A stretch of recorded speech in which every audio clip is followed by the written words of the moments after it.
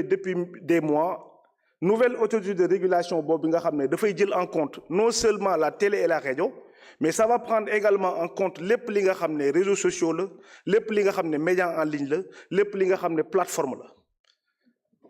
Présenté nañ ko au conseil des ministres du 3 novembre dernier et aujourd'hui loi bi mi ngi ci circuit bi je pense que mi ngi Cour suprême depuis 4 semaines et je pense que bala mu yàgg dinañu am un retour et j'espère que bu ñëwee ci assemblée bi dinañ ko jàllale en procédure d'urgence parce que bu ñu xoolee daanaka questions yi ñëw lu bari sur ensemble député yi questions yu noonu ci loolu la tegu donc loi boobu noonu ñu jàpp ne dina mën a lépp li nga xam ne yéen a ngi koy jooy loo xam ne ñun la njëkk a touché nous en tant que État parce que mënuñu concevoir en 2025 au Sénégal ay nit taxaw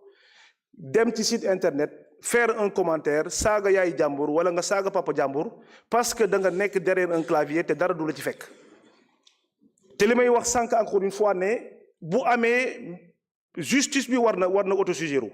wala nit bi nga xam ne dafa saisir li ñuy wax le cyberharcèlement wala mi nga xam ne dañ ko saaga wala nga xam ne dañ ko diffamer aujourd'hui am na des moyens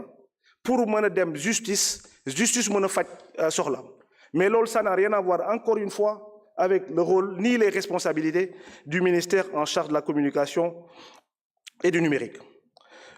Wax naa ci limitation de compétences yi mais également par rapport ak questions yu ñu posées sur les médias de manière générale réforme yi ñu indi parce que ministère bi quand même quoi qu'on puisse dire bu ñu ñëwee ba léegi ci ay réformes lañ nekk gis ngeen ne coow li bari na parce que c'est normal dañu yor secteur boo xam ne peut-être fa la journaliste yi nekk fa la ñi nga xam ne moom ñoo yor coow li même li may wax c'est pas péjoratif mais réforme yi ñu indi muy la publicité honorable député John wax na ko léegi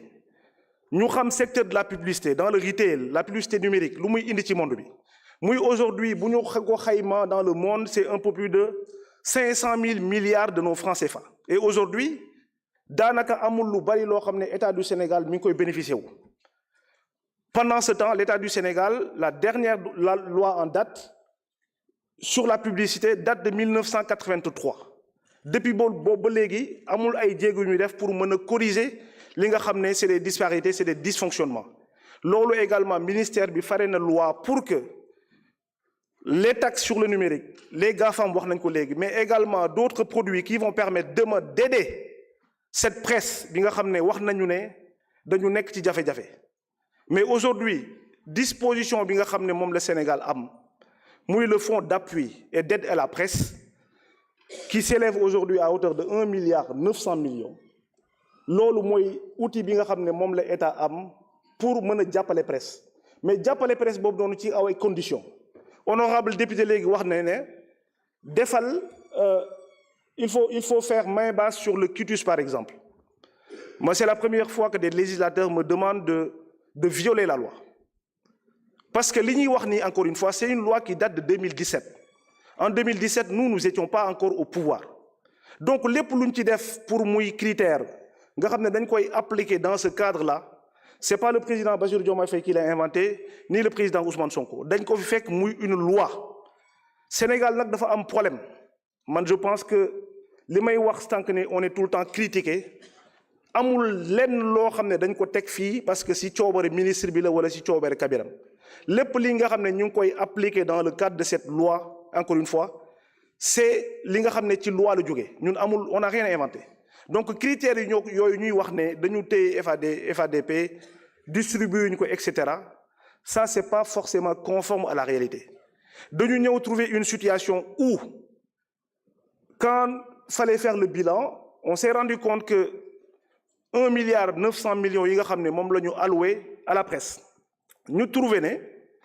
1,9 milliard yi noonu les 45% les 800 millions étaient servis à autre chose demul woon ci ay médias bi ñu xuusee ba xuus gis ne benn Alioune Sall il se lève le un matin il crée un site internet ñu jox ko benn waay boo xam ne peut-être gerte lay jaay ñu jox ko et cetera parce que nous avons fait le croisement entre les comptes en banque yi nga xam ne ñoom ñoo jot xaalisu contribuable sénégalais ak fi nga xam ne foofu la destiné xaalis foofu la waroon dem mais loolu su amee da ngay taxaw seetlu on a fait une conférence de presse on a fait une sortie pour dire que l'argent du contribuable, même vous faites que c'est 1 euro, c'est l'argent du contribuable. Il faut bala ñuy avancer, ñu xam xaalis boobu noonu fan la dugg. Et aujourd'hui, l'histoire nous a donné raison. C'est pour ça que nous avons entamé des réformes profondes. Honorable député, en ce moment, wax na ko sànq. Bi ñu ñëwee gis ne il y a une situation d'anarchie généralisée. Il suffit nga am un téléphone portable pour dire que moi je suis un média. Mais dëkk bu normal mënul doxee noonu. C'est la raison pour laquelle nous avons digitalisé le processus. En disant que képp koo xam ne da nga ne nekk nga média, parce que nekk média c'est pas Alioune Sall qui le décrète. Dafa am loi, am un règlement boo xam ne mooy déterminer nii mooy entreprise de presse, critères yi la war a remplir, etc. Nous, on a fait la base de la digitalisation sur ces critères-là, sur la loi. Boo xam ne encore une fois qui date de 2017, nous ne l'avons pas inventé.